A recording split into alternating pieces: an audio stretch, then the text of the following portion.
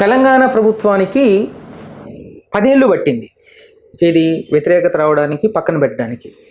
ప్రజల్లో మా చాణక్య సర్వే నుంచి పర్సనల్గా మన టీం తీసుకున్నప్పుడు సంవత్సరం పాలన మీద ప్రతి 10 మందిలో 6 ఎందుకు ఈ ప్రభుత్వం అన్న మాటలు మేము వినాల్సి వచ్చింది. 10 నెలల్లోనే కాంగ్రెస్ పార్టీ ప్రభుత్వం మీద ఎందుకు ఈ వైఖరి వచ్చింది? ఎక్కడ కూడా కాంగ్రెస్ ప్రభుత్వం పైన, ముఖ్యమంత్రి రేవంత్ రెడ్డి పైన, కాంగ్రెస్ పాలన పైన నెగిటివ్ వ్యతిరేకత అనేటువంటిది ఎక్కడ కూడా రాలేదు.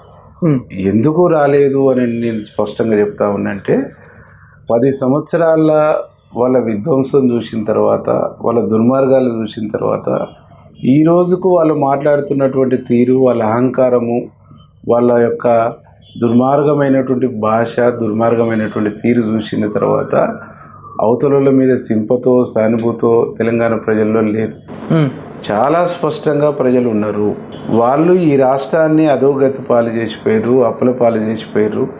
అప్పుల పాలై అధోగతి పాలైనటువంటి రాష్ట్రాన్ని చక్కబెట్టేటువంటి ఒక ప్రయత్నము, దీన్ని అభివృద్ధి వైపులో నడిపేటువంటి ఒక ప్రయత్నము రేవంత్ రెడ్డి గారు చేస్తున్నప్పుడు, రేవంత్ రెడ్డి గారి పైన, రేవంత్ రెడ్డి గారి ప్రభుత్వం పైన నిత్యం ఆడిపోసుకుంటుర్రు, నిత్యం అబద్ధాలు ప్రచారం చేస్తుర్రు. ఒక దుర్మార్గమైనటువంటి వైఖరితోని బీఆర్ఎస్ పార్టీ వాళ్ళు ఉన్నారు. అధికారం పోయిందనేటువంటి ఒక అక్కాసు, అధికారం పోయిందనేటువంటి ఒక బాధ, ద్వేషము వాళ్ళంతా వాళ్ళ మనసు నిండా ఉన్నది అనేటువంటిది చాలా స్పష్టంగా ప్రజలు అర్థం చేసుకోరు, ఆలోచించారు. కాబట్టి నువ్వంటున్నటువంటి వ్యతిరేకత, నువ్వంటున్నటువంటి నెగిటివ్ అనేటువంటిది అసలు లేదు. ఎందుకు లేదంటే, మేము అధికారంలోకి వచ్చిన వెంటనే ఉచిత బస్సును హామీ ఇచ్చినాం, అమలు చేసినాం. 5 లక్షలు ఉండేటువంటి ఆరోగ్యశ్రీని 10 లక్షలు చేస్తానని చెప్పినాం. అమల్లో ఉంది, అది 100% అమల్లో ఉంది. 10 లక్షలు అమల్లోకి తీసుకొచ్చిన, అమలు చేస్తున్నాం.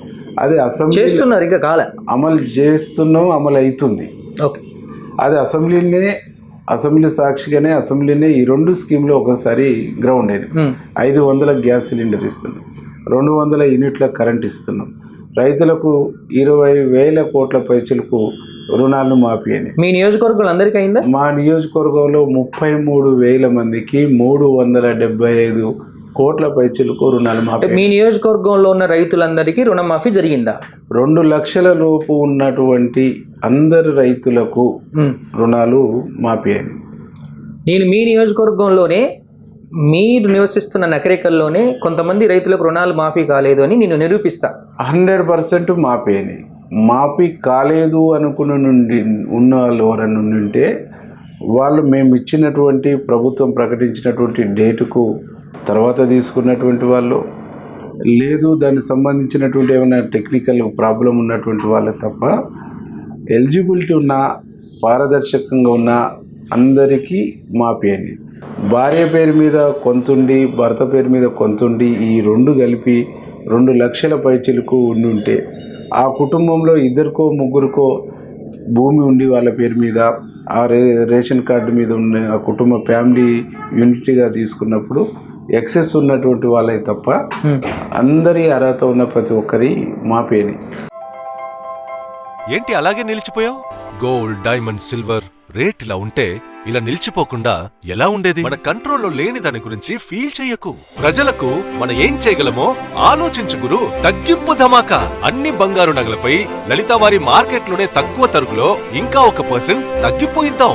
ఓకే, వజ్రాభరణాలకు క్యారెట్కు 5,000 రూపీస్ తగ్గింపు ఇద్దాం. నన్ను మర్చిపోయారే, వెండిలో కూడా తగ్గింపు ఇద్దాం. తగ్గింపు ధమాకా.